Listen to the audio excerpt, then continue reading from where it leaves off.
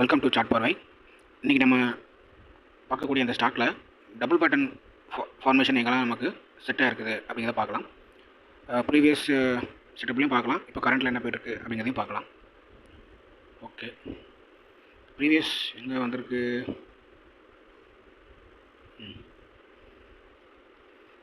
Previous பாருங்கள், இந்த இடத்துல ஒரு டபுள் பேட்டர்ன் ஃபார்ம் ஆகிருக்கு.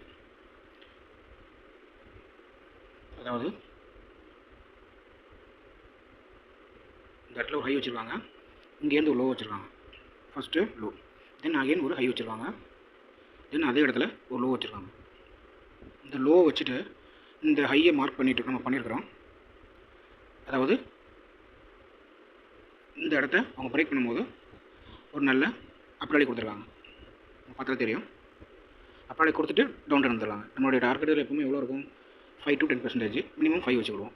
5% கன்ஃபார்மாக அடிச்சிருக்காங்க. பாருங்கள், ஆக்சுவலாக எவ்வளோ போயிருக்காங்கன்னா 20% வரைக்கும் போயிருக்காங்க. நம்மளுடைய மினிமம் டார்கெட் என்றைக்குமே நம்ம 5% தான் வைப்போம். ஸோ ஈஸியாக நம்ம வெளியே வந்துருக்கலாம், ட்ரேட் ப்ராஃபிட்டோட முடிச்சு. தென் அடுத்து ட்ரேட் செட்டப் எங்கே இருக்குதுன்னு பார்ப்போம்.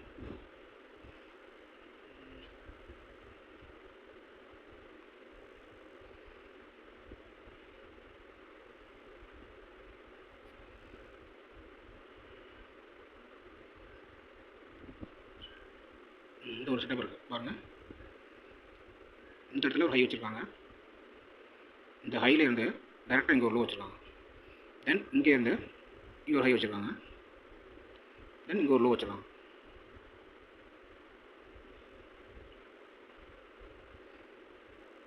இது கூட வச்சுருக்காங்க, ப்ராப்ளம் இங்கே கூட வச்சுருக்கலாம், ஒரு தடவை கூட வந்துருப்பாங்க.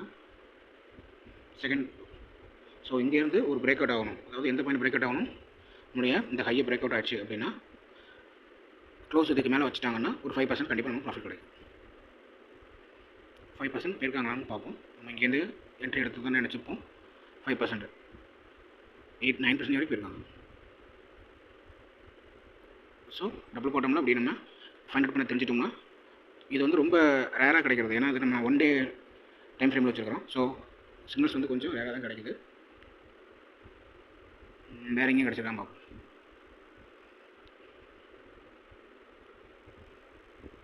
இந்த இடத்துல ஒரு செட்டப் கிடச்சிருக்கு. இந்த பாருங்கள், ஒரு ஹை வச்சுருக்காங்க.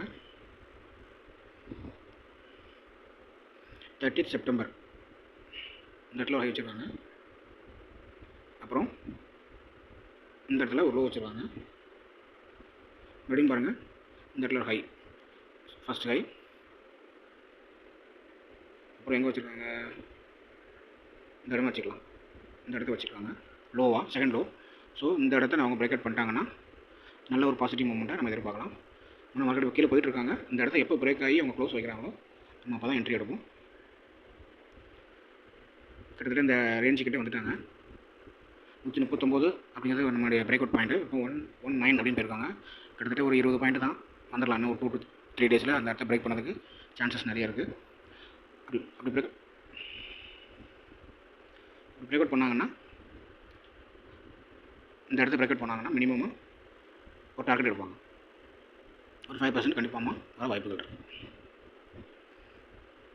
ஓகே, பார்க்கலாம் மார்க்கெட்டில் எதுனா நடக்கலாம். நம்ம என்னென்னு பொறுத்து வந்து பார்ப்போம். தேங்க்யூ.